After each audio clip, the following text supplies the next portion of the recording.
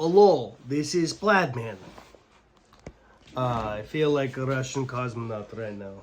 This is the Russian space station. Touch nothing. I'm sorry, I'm not doing Cornet right. This is the Russian space station. Touch nothing. And then later it's like, Russian components, American components, all made in Taiwan. If you don't know, those are quotes from Armageddon. One of the best end of the world movies ever. And if you haven't seen it, you are missing out. And if you have seen it, then you know what I'm talking about. And now that I've reminded you, you need to watch it again. It's like quintessential Michael Bay. Like, there was Michael Bay. Bad Boys 1 to like Transformers 3 was like the best Michael Bay. There was some duds in there, but like there was so much good stuff. And I have seen a lot of his stuff afterwards, but yeah. Mind you, I am wearing this hat backwards. This is how it's supposed to be worn. I'm wearing it my way because this is Pladman show and I can do what I want. So understand that I know how it's supposed to be worn. I'm just wearing it the wrong way. Okay, all right. So I kind of wanted to talk about the election because I didn't bring it up. Haven't brought it up yet. I actually owe you guys several videos. I'm going to do one on V for Vendetta and another one on the first episode of season 2 of Wheel of Time. I might do them all right after this. I'll change hats. I'll even take this off. So sexy. But neither here nor there. What I want to talk about is the election. Everyone's talking about the election. It's so boring. It's so annoying. Yada, yada, yada. And I only say it's boring and annoying because I've imbued so much in my universe. I feel overloaded. And so I kind of wanted to like exert a little bit of a different perspective, perhaps. A perspective I have not yet heard.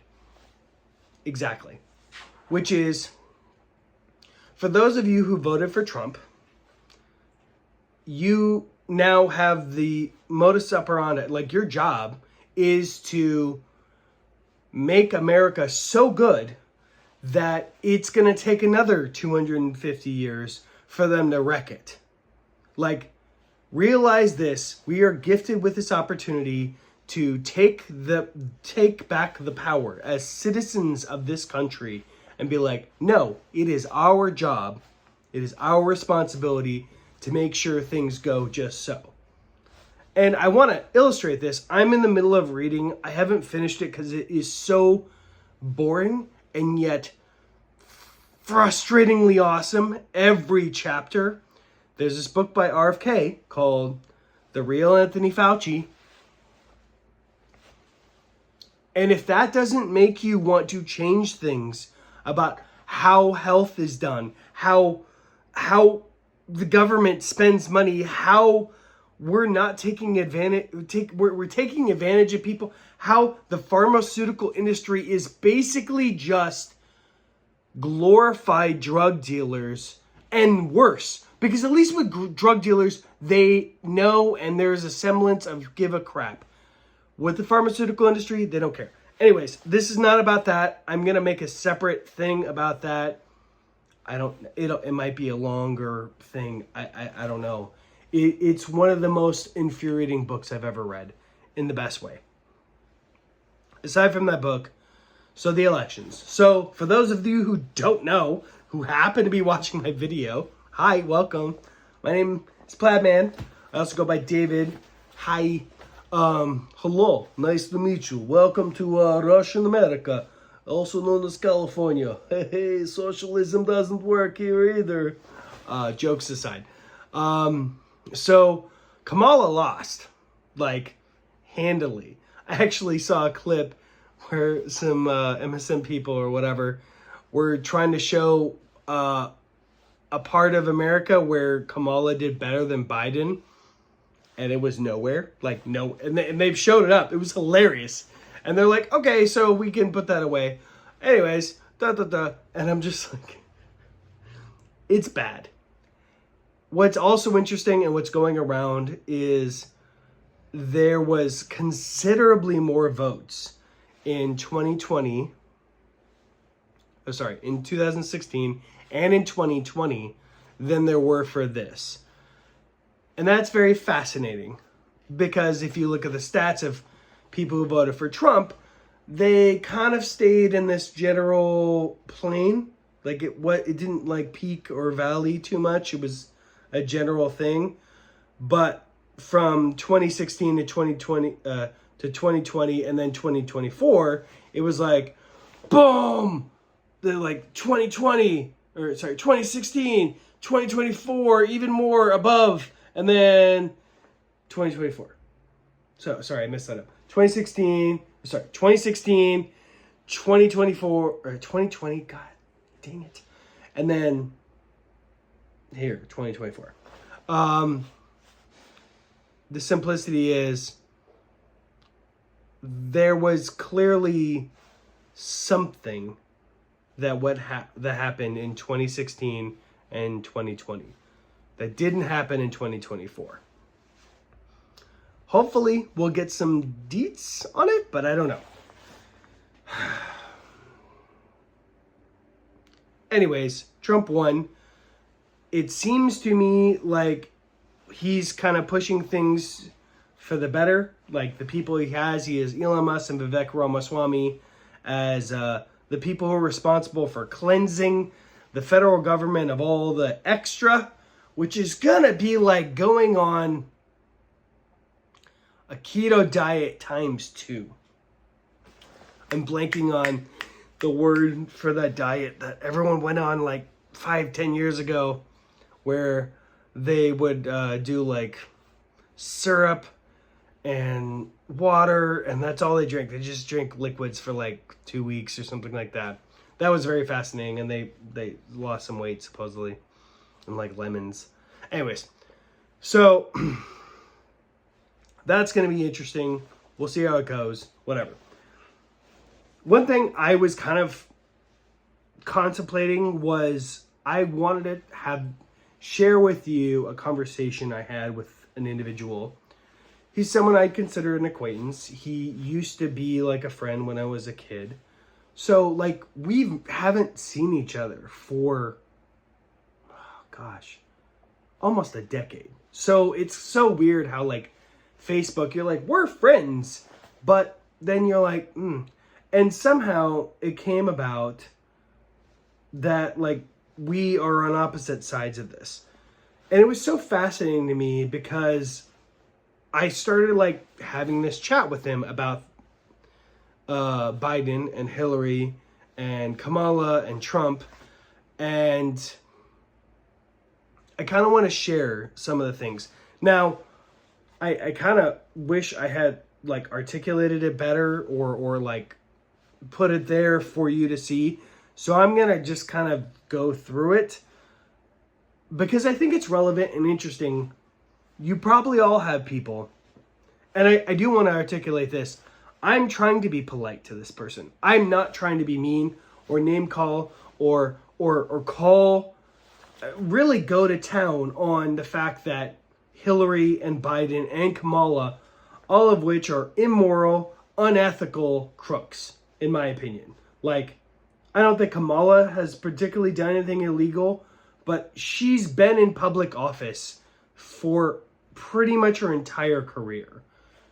The part that she wasn't in public office, she was such a bad lawyer that like it was negligible. Like you watch Suits and you're like, you'd be kicked out of the office. I know that's a horrible example, but she wasn't a good lawyer at all. The only reason she's in the position she's in is because she went into public office. And the only reason she went into public office is because she was literally banging a married dude who was in public office in California. Like that's literally how she got the job. And she got so many sweet benefits from it. Like not only just the job, but she got all these other things so that she's like super loaded with money on top of having this guy who's way up there and highly regarded. And it's like, that's horrible. Like, what the hell? And then Hillary, I mean, the list of people that she used to know who were conveniently dead is fascinating. And then Biden, it's like, well, his son has a laptop with some of the most incriminating information you could possibly have. It's a little shy of some details that I would prefer, but like, and either this guy doesn't know these things or doesn't care. I'm trying to be polite and assume that he just doesn't know. But I wanted to kind of go and talk to you about that. I don't want this to be a forever thing, so maybe I should probably just do a separate thing about it. But it was so frustrating to me because I'm trying to give him the benefit of the doubt. I'm trying to get him to get to the point of realizing, oh, maybe I'm wrong. And what I'm realizing is that when I asked him numerous times, hey, where are you getting your information from?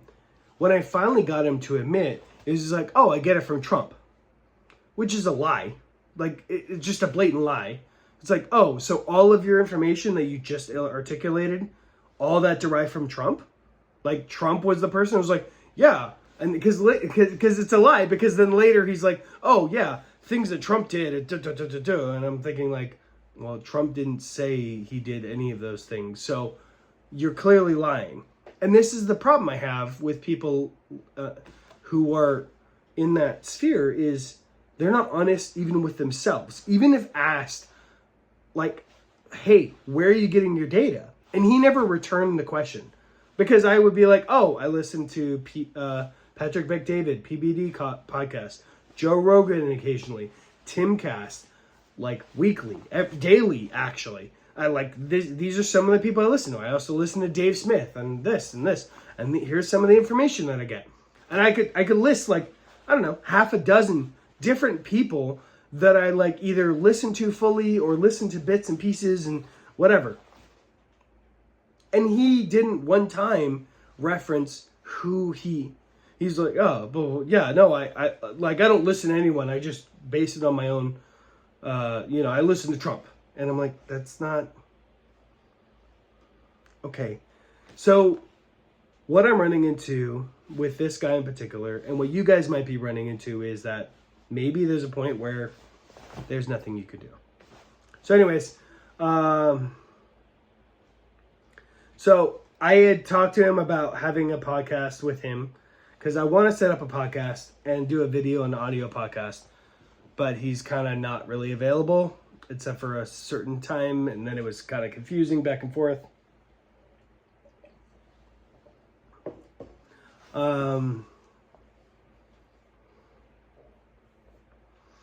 Asking him where his info's from. Sorry, this is all super boring.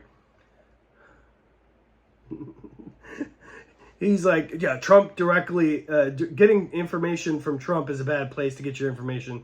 The dude is unstable and an idiot. Now, here's a fun fact. Trump is a billionaire.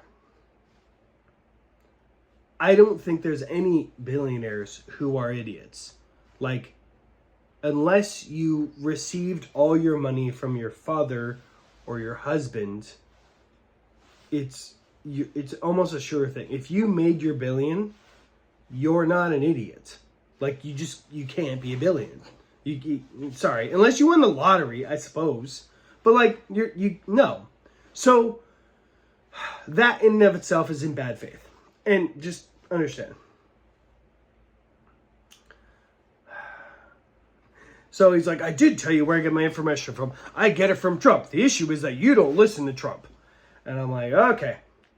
Well, if all you listen to is one person, which I highly doubt, okay, then I'm confused by how you came to your opinions. I also suggest looking at people's actions more than what they say. My way of saying, hey, look at what Trump did in 4 years versus what he said. I'm trying to give him some leeway, some rope to hang himself, if you will. It's a less known rule of thumb, but it tends to show more truth about the character as an individual. Consider it a challenge. Look at the action of the words and those you listen to and see if the type of person you might trust to have you and your wife best interest. So what is your take on Bill Gates? Okay. Sorry, we're missing a little bit of context. But here's this interesting thing. We're getting to the end of the conversation. And I don't want to mention this guy's name because, while he's only an acquaintance, I don't want to be mean to him. So, he's like, when it comes to Trump and his policies as president, Trump is the authority. Listening to either those who suck his dick and jump through hoops to make his bullshit make sense, or those who think he's the devil incarnate, are both equally unhelpful.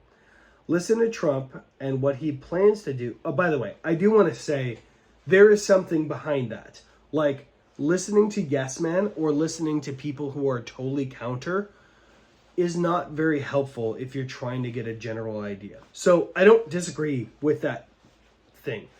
I would argue that there is a whole range of people in the middle, which are the people I tend to listen to. Like, yeah, a lot of the people I listen to were pro-Trump winning, but also, like, Dave Smith didn't want to vote Trump at all, but voted Trump because he considered her exponentially better. And I would actually argue that about PDB and Timcast. All of them, I didn't get that they were like, yeah, Trump's the best thing ever. They were all like, we have issues, but Trump is the only real option. So to me, that's a gray zone that he's not acknowledging, but whatever. He continues. Listen to Trump and what he plans to do as president. What his policies are, what he says, how he said it. Sure, I've heard other people talk about Trump. Very few of my thoughts are influenced by the words of others when it comes to Trump. Now that I feel like this should be bracketed because that's bullshit. Like, your ideas, your thoughts on people around you, and especially people of influence, like Trump is one of the most well-known people right now in modern history. So there's no way that you're listening to other people and your opinion is not affected by them. I know mine is. And I try and, my wife, when we're doing good, like, I say things and she'll, like, counter it. Like, I just heard a thing and I thought it was funny because I think it's still funny, where some black people receive, like, an email or something in the mail or a text or whatever it was saying, hey, they need to report for, like, slave duty on, like, Tuesday at 8 p.m. and there's a van that's going to show up.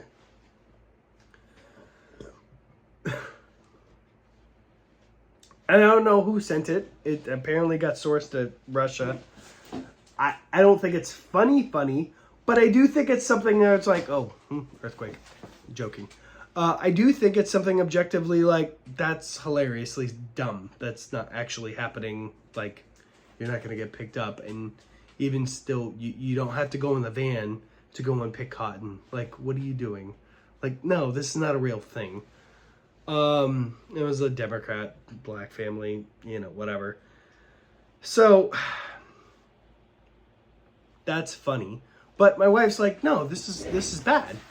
And I'm like, yeah, but it's also not serious. But, like, yes, it's objectively bad. So we'll continue. He says, we'll come to Trump. I listen to Trump and you apparently don't. He doesn't explain how much he's listening to Trump and whatever. It's wild to me that you don't see the outpoint there. As far as Trump's actions, which actions filled you with trust? Was it January 6th? Was it dinner at Mar-a-Lago with a Nazi who was there? I do respond to these, so I'll get to it. Was it calling January 6th a day of love? I don't remember Trump saying that, but whatever. Maybe it was when he, as a private citizen, called up Matt Gaetz and killed the border bill with the unanimous support, as he could accuse of Kamala failing to get anything done about the border. I'd like to point out the border bill, I think, was this year. Kamala has been the border czar for 3 years, but whatever.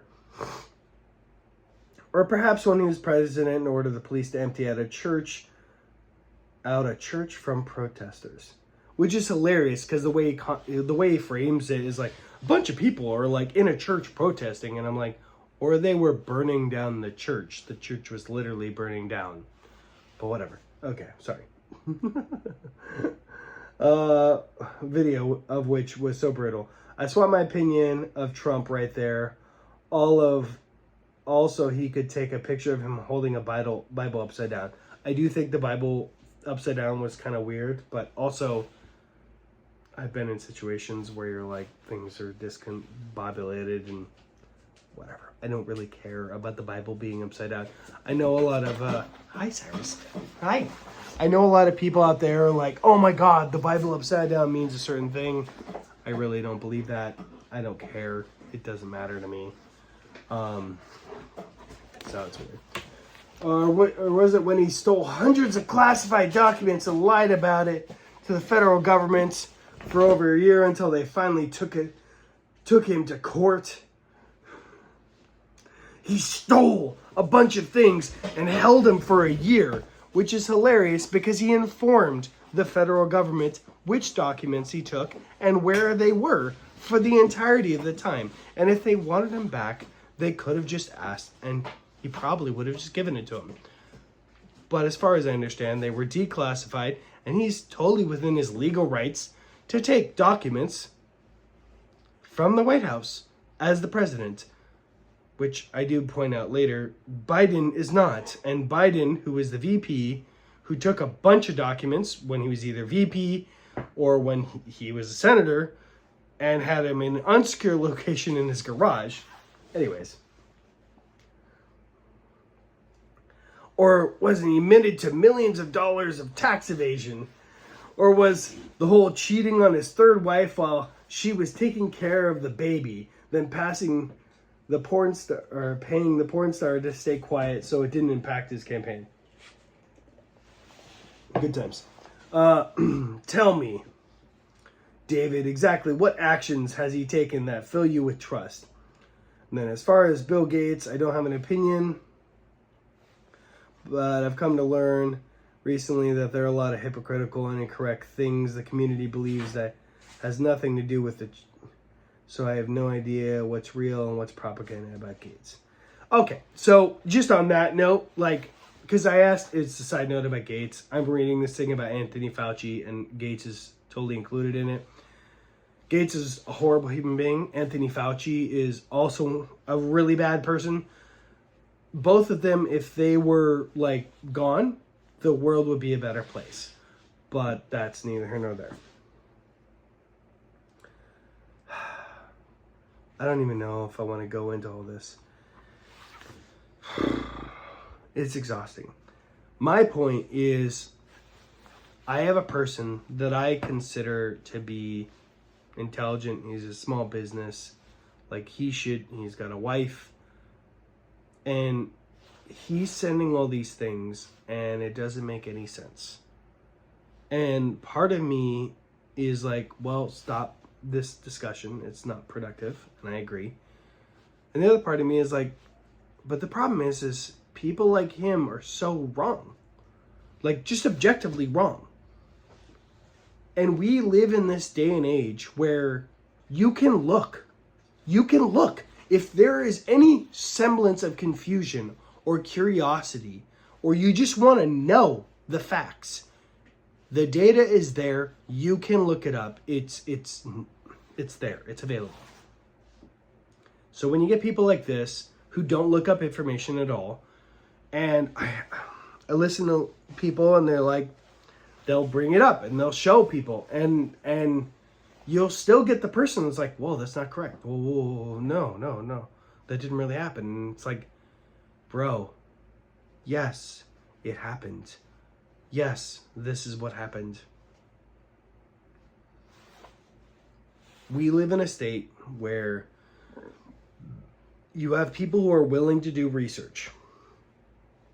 The antithesis, the anti-sheep, where they're not going to be told one way or another what to think. They're going to think their own way. And I challenge you to be that person.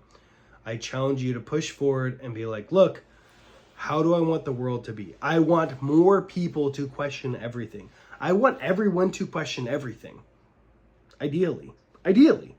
I want everyone to question what we know about aliens and technology and this and that and the other thing. Like, if you have the mental capacity to like ponder, hey, what if? You should be pondering that. You shouldn't just be listening to Taylor Swift's music. You should also be like, hey, wait a sec.